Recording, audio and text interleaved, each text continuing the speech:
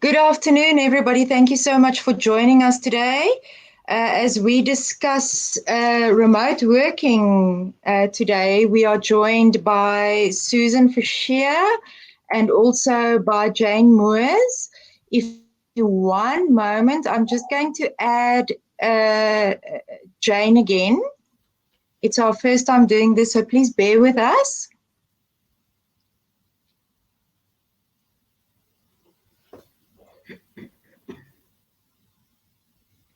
You go.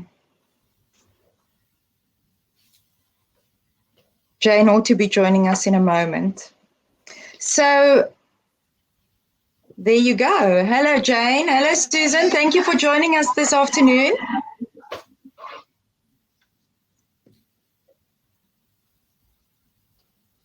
Okay.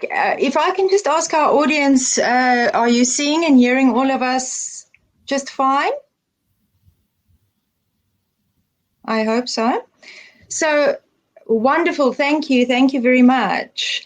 Jane, people are saying they can't hear you.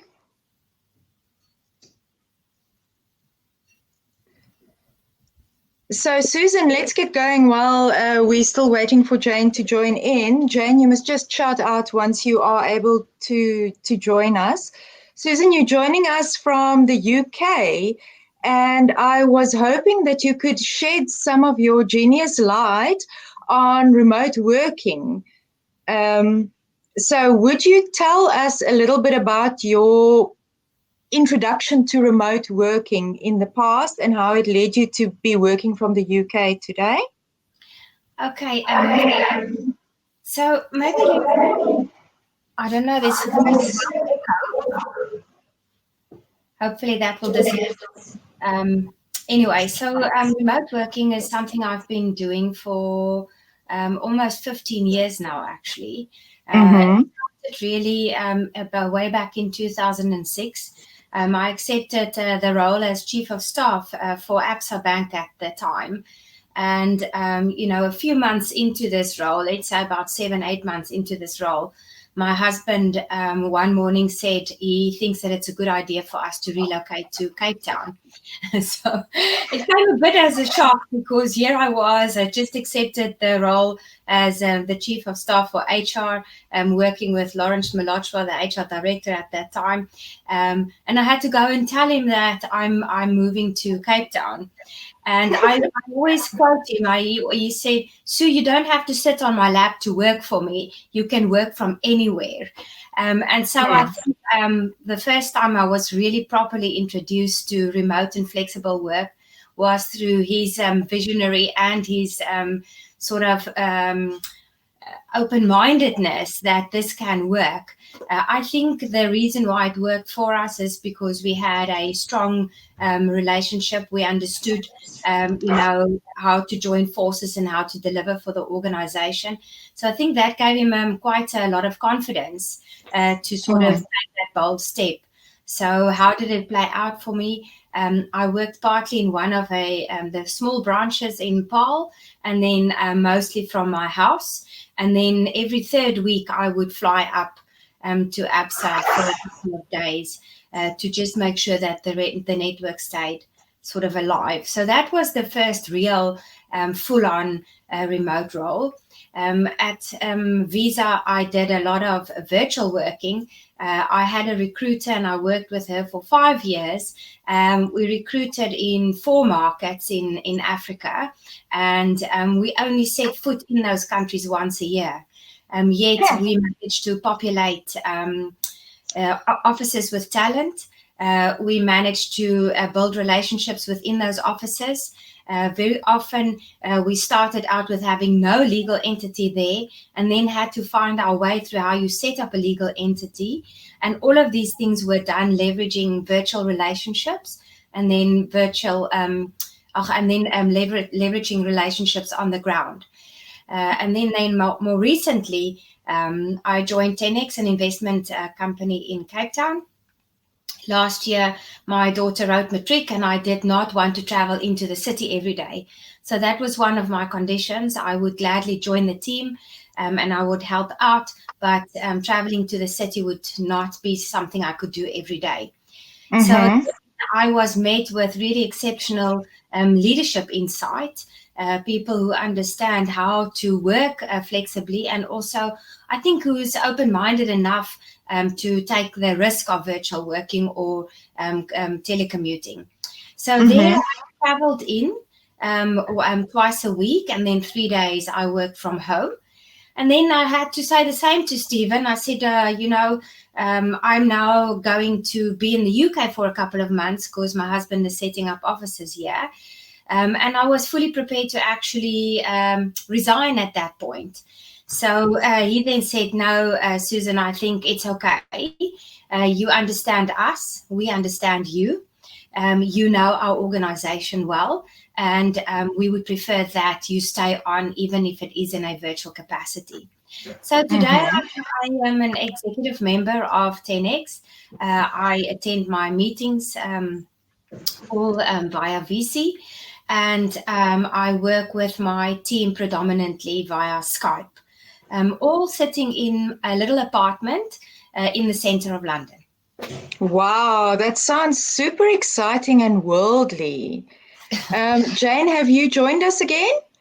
Yes, I'm now I'm at a different laptop at Reinhardt, so can you see and hear me now? Because I can see and Fantastic, hear. super clear.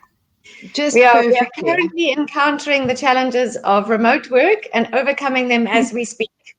We are all new at this. We decided at the beginning of this week on Monday that we're going to pull together a quick masterclass on work as an answer to what's going on in the world today. I myself have been a virtual worker, or I've had my own company since 2011. Jane, even longer than that. So we are well versed in the pitfalls and positives of remote working, and that's what we're going to be discussing today. So thank you to everyone who has joined us. I see there's a question that's been asked. I have put a poll on. So just a very quick housekeeping note. If you have questions or you want to have comments, I'm going to be available to comment and to answer the questions at the end of our talk. And Jane and Susan will be mostly talking about their knowledge within this field. So please join us. Please feel free to interact with us. We're excited to have you with us today. So Jane, I'm going to give over to you now to speak with us a little bit. No, that's great. Thank you. I'm very excited about today. I can hear a little bit of background noise. Is everyone okay? Okay. So speaking of collaboration, I think one of the challenges, Susan, and thanks for sharing how you kind of came into the remote space. And I'm really excited that you're in London, looking all bundled up, while we're here still in our summer. But I think one of the big challenges in remote work that people say keeps coming up is that people who are working remotely feel isolated. So Jennifer was just talking about how we've tried to collaborate in different countries to put this together today. Can you tell us a little bit more about how you've enabled or encouraged collaboration to kind of prevent that isolation, which, I mean, you're physically in now yourself? But what have you done about that in your experience? So, Jane, I speak rather than write. So in terms of our processes that we follow in our organization, or some of the, rituals, if for lack of a better word, is to have regular check-ins. And those have stayed intact. It's not as if I need an office to do that. Instead of being in the office, I'm just keeping to that discipline. And we meet twice a week with our team check-ins. I said earlier, with my team, I keep in touch with them via Skype. And as I say, I prefer to actually call and speak to people rather than writing to them. For me, it creates an opportunity to ask more than sort of, this is what I need questions. It's also checking in and how are you? How are you coping without me? Our business made quite a big announcement just before I left. So it's checking in on, what is the mood on the ground? What else do you think we should do? It was quite interesting now also managing, the announcement and sort of the actions that we needed to take around Corona from London and not being in the office. So we discussed it at our executive meeting in terms of business continuity on Tuesday. It was, okay, so what is the communication planning to this, mobilizing the people on the ground, and then, keeping in contact with them. So because I've got a little bit of I'm quite visual, it was, okay, so these are the things that we're going to put up. Once you've done them, please take the pictures and send it via WhatsApp so that I can quality check some of these things. So, there are steps that you just put in place and you just make it practical. We've, it's, I suppose because I've been doing it for so long, because we've recruited extensively at Visa, talent across Africa. I don't feel necessarily that I'm super isolated, but the upshot is, of course, in the 10X space is that it's a very small business. It's got less than 100 people, so your reach is different. Whereas when offices become bigger and there's more relationships you have to nurture, you will have to make more active effort to keep in touch. And be in people's minds, because it is the truth, out of sight, out of mind. So you mentioned WhatsApp as a tool that you use. Are there any other tools that you found helpful around collaboration? I mean, there's Teams, there's Slack, there's Zoom. We're using this here. We've got video conferencing facilities. I have Skype on my phone as well as on my laptop. I'm a very big Skype fan, so I use it quite often. Yeah, and again, I always used to say to people, trains, planes, or buses, it doesn't matter as long as I'm connected, I can work. So you just find ways of, sort of isolating yourself, and it's not frowned upon.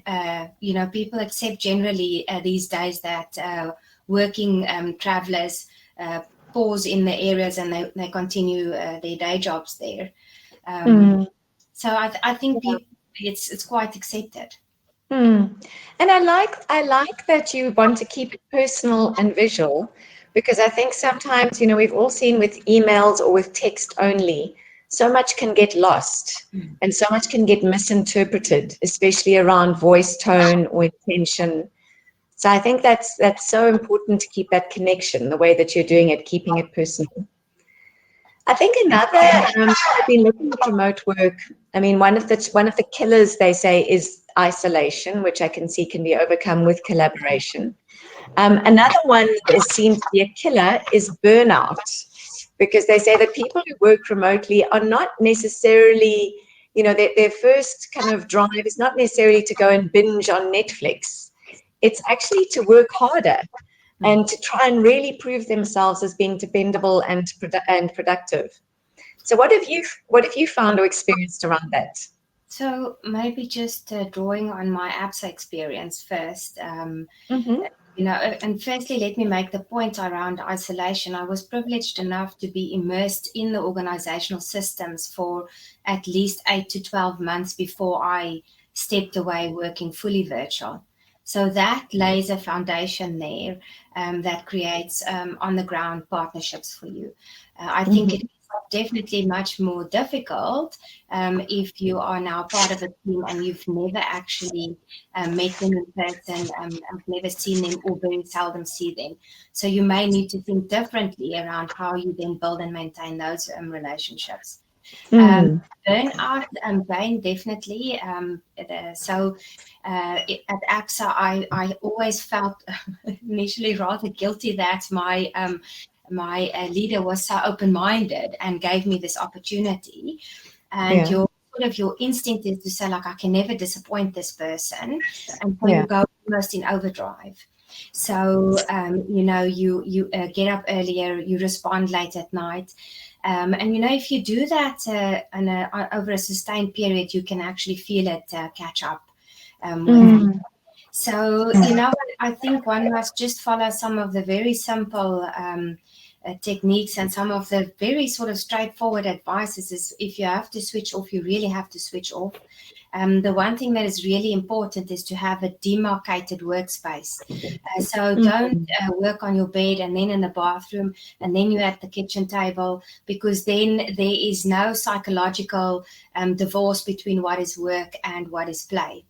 You almost have to physically have a place where you can close a door and say work stays behind that now for a while. I also accept that it's not always possible. So here in London, my workspace is much smaller. My living arrangements is very different. So it's not that I have, a place where I can close the door. But again, I try and demarcate my space, and I almost set all my little work tools there, so that it sort of looks like that is my office. I love a pencil. I'm never without one. So if my pencils are there, that's sort of my psychological anchor. That's my workspace. Love that. And I've been good over the last month to actually by 5:15, which will then make it already 7:00 in South Africa. Even though I got up at their time to start working with them, I've now had an additional 2 hours. I realized that they also cannot come back into the office tomorrow morning with a laundry that's this long from the UK. So I try and then cut it off by a certain time. So, and that's not just for me, but it's also not to freak the people out back in the country, because if you work in isolation, you go into overdrive and you have time to think and to produce a lot, and you can actually push too much into the funnel for your teams and your co-workers as well. I think that's such a good point, because sometimes we are working across time zones and we have to make allowances for that for ourselves and for the people that we're working with. Yeah. So, Jennifer, I know speaking to you yesterday, you also mentioned some boundaries that you'd had to set in place when you started working remotely around the type of hours you worked and where you worked. Would you like to add on to what Susan has shared around that? Well, absolutely. Susan did mention the most important parts is delineating between work and and play. It's very important. When I do large projects, sometimes I'll get up at 5:00 in the morning. And in the beginning, I used to work straight through until what time ever I really burnt out, and then realized that there's no difference between myself at home and myself at work. And at first it was a corner, and as my business grew, I now have my very own office, and I come to work and I go home. And in the morning, it's very important for me to still get up, put on my makeup, get dressed for work, have breakfast, have coffee, and say, okay, I'm going to work now. And in the same vein, in the afternoon, to finish up my work, to do my lists for the next day so that I know where I am going to tomorrow. The same you would in any office. It's just at home. Or no, very true. whatever the case may be, because then you become a true digital traveler, Yeah, absolutely. I think all of us have to figure out what keeps us energized and productive. So I know for myself, if I don't have 2 hours in the morning where I take care of my own body, mind, and soul, then that really impacts on my productivity during the day, and it really impacts on my energy during the day. But Susan, with working in different places and countries and time zones, have you ever experienced a slump in creativity or productivity, either with yourself or your team, that you had to deal with or fix? Yeah, I think, Jane, in the visa role, at one point it was a little bit crazy. I reported into Singapore, so my line manager was there. I physically worked in South Africa, and then I also worked with tech teams. I'm sorry, I'm showing where the continents are now, with tech teams in San Francisco. So, it was that rolling thing of when you come in the morning, Singapore was 6 hours ahead, so you'd arrive at a full day's work. And then you try and catch San Francisco for the first 2 hours of their day, trying to get things done for them that they need urgently, because then you've had a whole day already to sort of wade through their work. But if you say, is it difficult in that particular instance, we sometimes had meetings at odd hours, like 12 o'clock or 2 o'clock in the morning. And I have decided that was something that I couldn't do. I'm quite prepared up until, 7, 8 o'clock in the evening, or maybe being up by 7 in the morning for a meeting. But anything in those deep, dark hours of the night was something that I had to communicate out to my line managers in those locations, to say that I will definitely not get up. Work is important, but it is not as important as one's health and one's sanity. So yeah, a slump, very often you can. I think whether it's a virtual or a physical sort of relationship, trust is very important. When you sit and you work in isolation, you work probably faster and more focused. And as I mentioned, you push more things into the funnel, and you almost want them to be on your cadence. But you don't always remember that they've got unplanned interruptions all day, because after all, they're basically on the ground there. So then it's just to try and work out, and then one becomes more clear in your communication. So instead of saying, can you please complete this report, it may be like, can you complete it, and can we have it ready for a review by then? So really becoming far more clear. I think it's a good practice in any event. It's something that we very often just push little mails through, like, can I have this or can I have that? But we're not really clear on our delivery expectation. So if there is a slump, then I think the first thing you should do is investigate yourself for two things. The one is that I have unrealistic delivery expectations, and the second then is am I clear enough in the urgency of this task? And be kind on people, because your urgent is not their urgent. And if it really is that urgent, I always say open heart surgery is urgent. So, if it is that urgent, then, pick up the phone and explain that urgency to people. And after all, if we then join forces, we tend to get that task across the line sooner rather than later. We're just saying that it is important in the workplace anyway, but even more so in remote work, to be clear and articulate about how we communicate. And I like what you're saying about, if somebody misunderstands something or understands it differently to how we intended it, it's so easy normally to get frustrated with people and think, why didn't they do it, or why didn't they understand? But instead to self-reflect and say, hang on, how am I expressing it?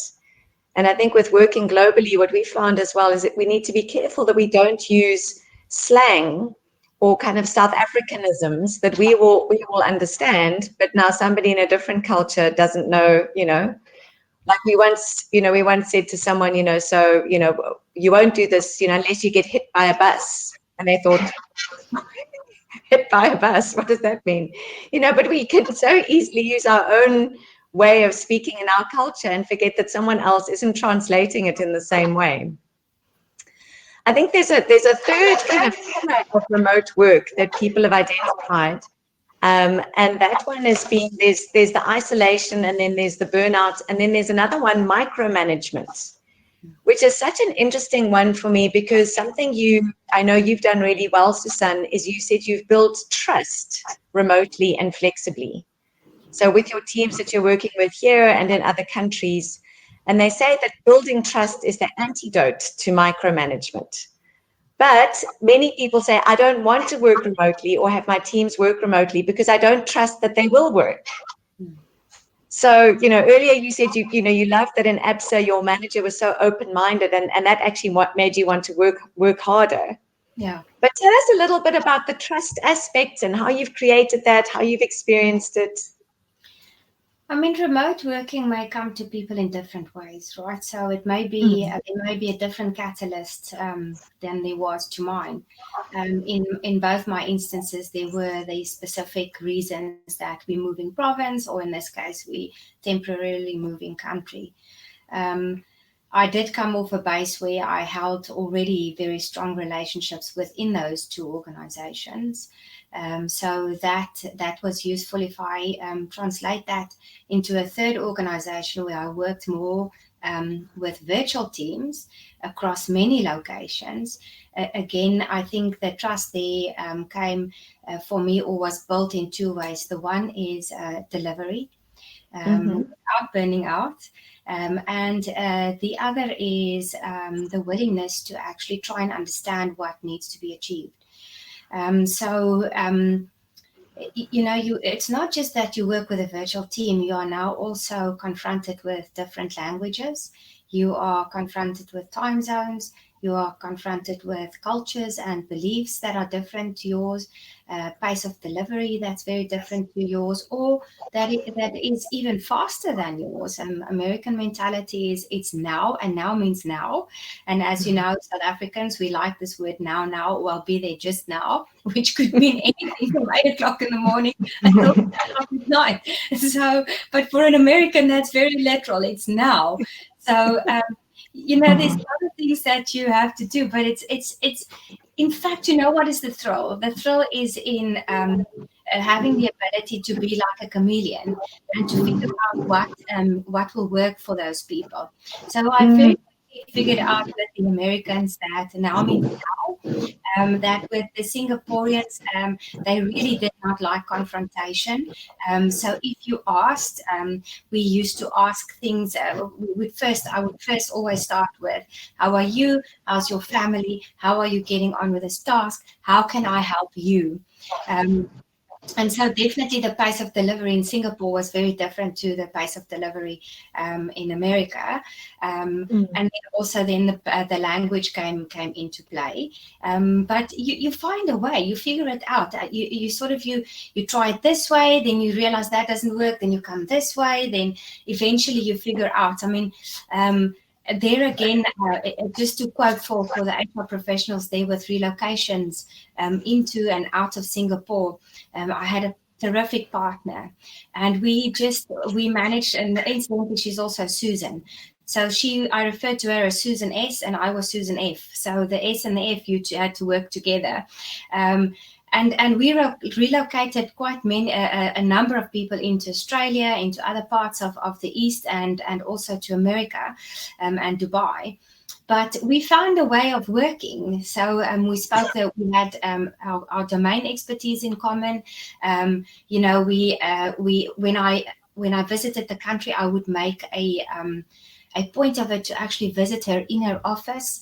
Singaporeans love sweets, so you understand that you have to take them a sweetie. So that builds further rapport. And so you begin to build those relationships. And, it's years later, and I can still reach out to Susan So in Singapore if I've got a mobility question. So, it's not just building relationships for the sake of here I am at this organization. It's relationships that you carry with you your entire professional life, really. I don't have a magical answer other than it's effort, and it's really trying to understand how it can work and how you can make it work. And I can tell you, someone that is a low performer, they will perform low whether they're in an office or outside an office or work on the moon or wherever. Not everybody has the same work ethic. And then if you do encounter that, lo and behold, it will just be a matter of time before their own organizational system will push them out the door. No, that's true. That's very true. And I think that as you say, we've got to build trust with others, and we've also got to show up as trustworthy ourselves. So I think as you build trust effectively, I think you also become trustworthy in other people's lives. So, and in their workplaces. So, Jennifer, I know you were mentioning, I think it was yesterday or this morning when we were speaking, that there's some tools that different companies have employed when they feel a little bit nervous about whether their employees are at home working or watching Netflix. So maybe you can just tell us what kind of tools you see the market having developed to handle that here. Yeah. Yes, absolutely. So I'm going to do a quick screen share of Hubstaff. Hubstaff is a wonderful little timekeeping machine that you can, as an SMME, an SME, or an enterprise firm, can invest in. And if I share quickly, just give me 1 second. We're going to share that one.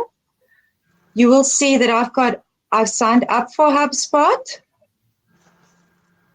Can everybody see it? I hope so. You've Yeah. signed up for HubSpot. There you go.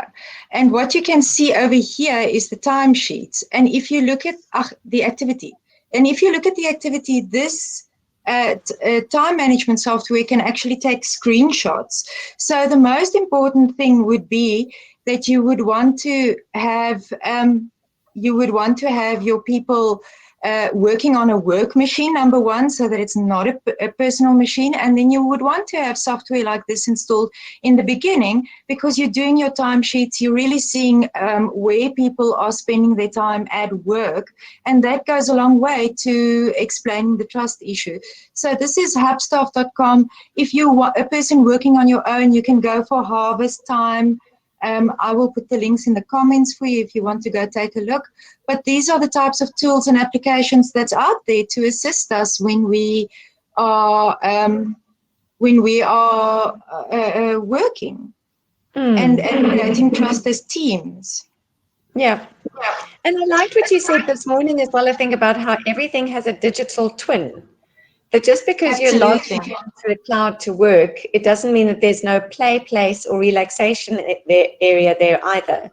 Absolutely. I personally feel that every company who has remote workers has to have a remote coffee space where people can stand and chat around the coffee machine, play a virtual game of pool.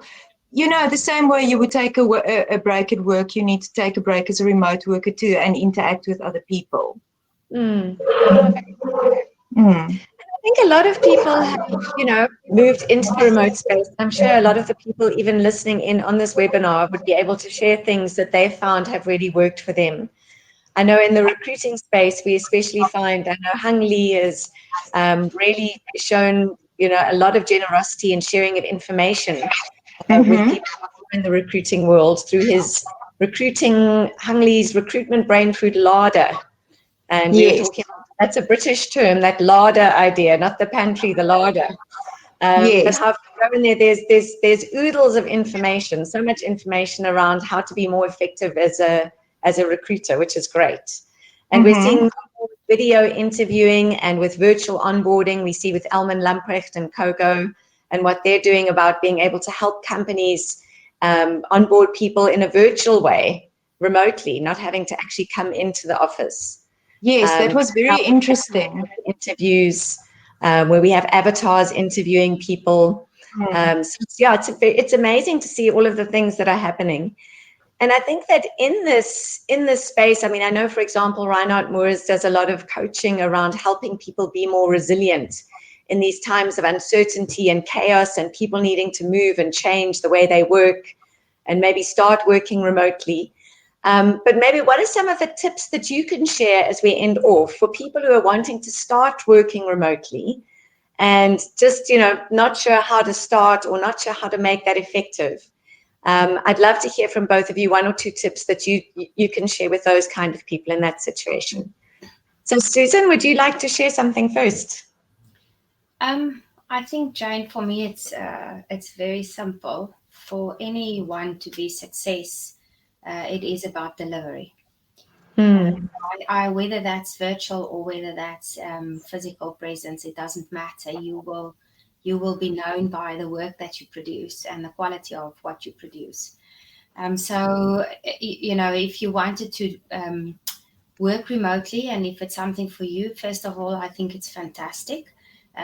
It really has allowed me to have a better balance, to balance the needs of my children, who, by the way, are now finished with school, so that I've successfully ticked off. But when I had them, it allowed me space to be able to go and drop off a book or go for a call if there was one.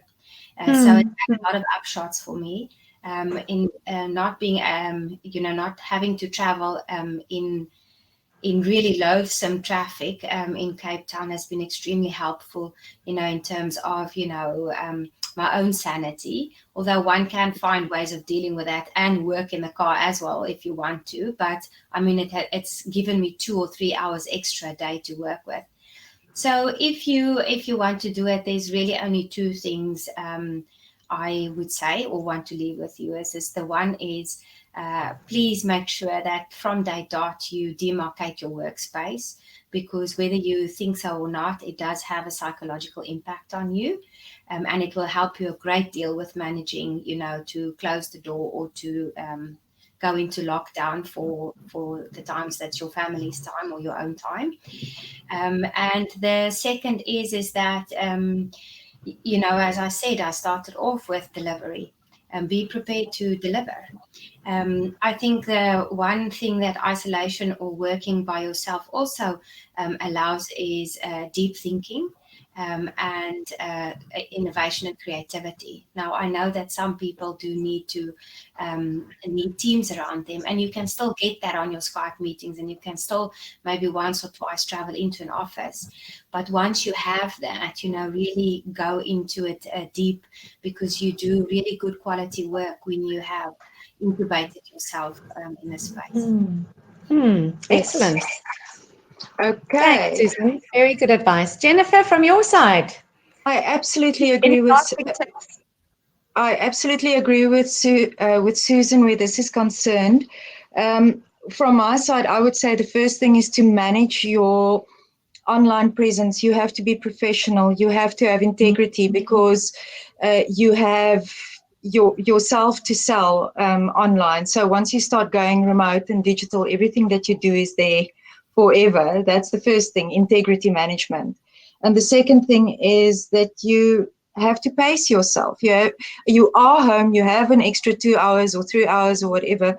You can use that very productively, and you must also invest in yourself by self-educating in your off times.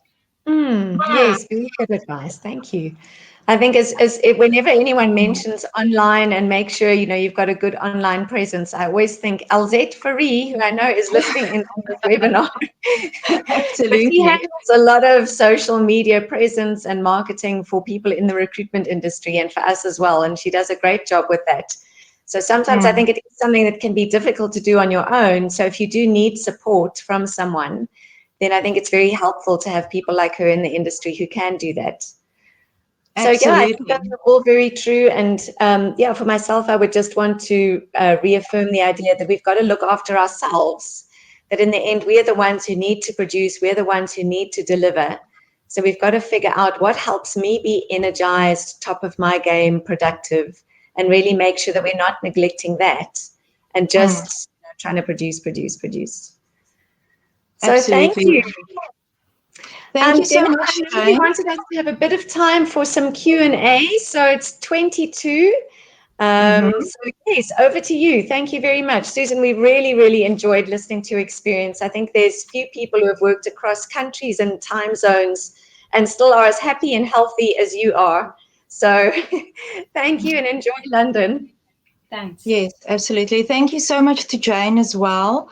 Much appreciated that you asked these questions, gave us your valuable advice as well. Thank you, everybody who's joined us. If there's any questions, I see we have a question. And the question is, I have one from Kelly. Do you feel that on a larger scale, in light of COVID-19, there will be a loss in terms of water cooler chatting insights? How would a team stay connected on a broad base?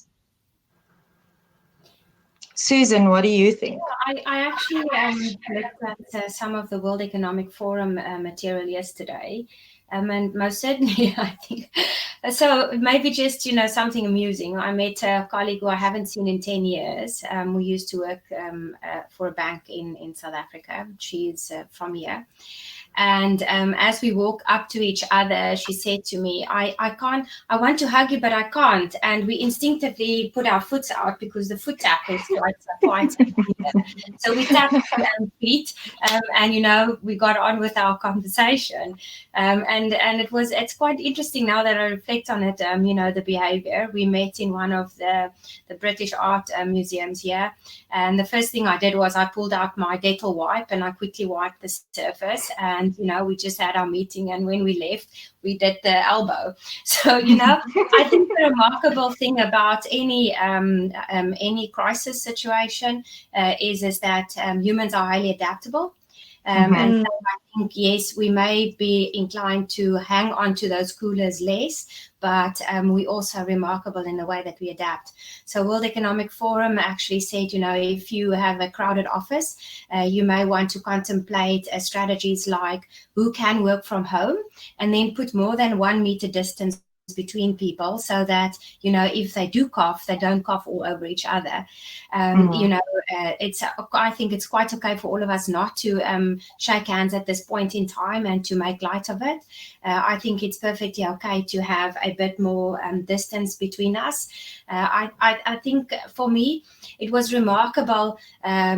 2 years ago, I was at a seminar where people were completely hyped up about the drought in Cape Town, to the degree that in the room there was tension.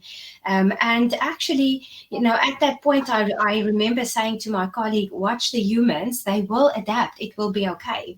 And lo and behold, a lot of innovation came from that. So I think not to make light of the virus, because most certainly it is not something to make light of, but I do think that we are created to adapt, and that with a bit of logic and a bit of common sense, we will manage. And also I find that if we are remote, we do find that we make quick WhatsApp phone calls or have quick Skype meetings, and that human interaction between us is still as valuable and as personal as it usually would be if face to face. Yeah, even reading this morning about how the virus is kind of seen as the black swan of 2020, a really unexpected event that causes a massive impact. But yeah, on the optimistic side, which we always try to do, I think, as humans, people say that constraints focus the mind and provide fertile ground for creativity. So amidst all the suffering, we hope that will also happen. Absolutely. And then to finish off, because I see we're running out of time, I saw a tweet yesterday that was so true, and it went as follows. In 1665, the University of Cambridge temporarily closed due to the bubonic plague. Isaac Newton had to work from home, and he used this time to develop calculus and the theory of gravity. So we may still see amazing things happening from this opportunity that we have to speak about remote working. I have created a poll. If you would like to see us monthly, weekly, or bi-weekly while we discuss these relevant conversations, please follow me or Jane, of course, because we work together on this. Susan, thank you so much for jumping in and joining us in this public service interview.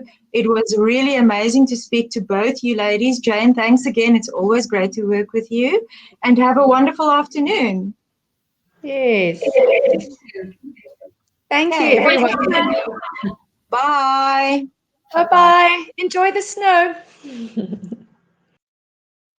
Thank you, everyone, for joining us. I will be putting up some links, and this conversation has been recorded, so it is available for you to listen at a later stage as well. Bye.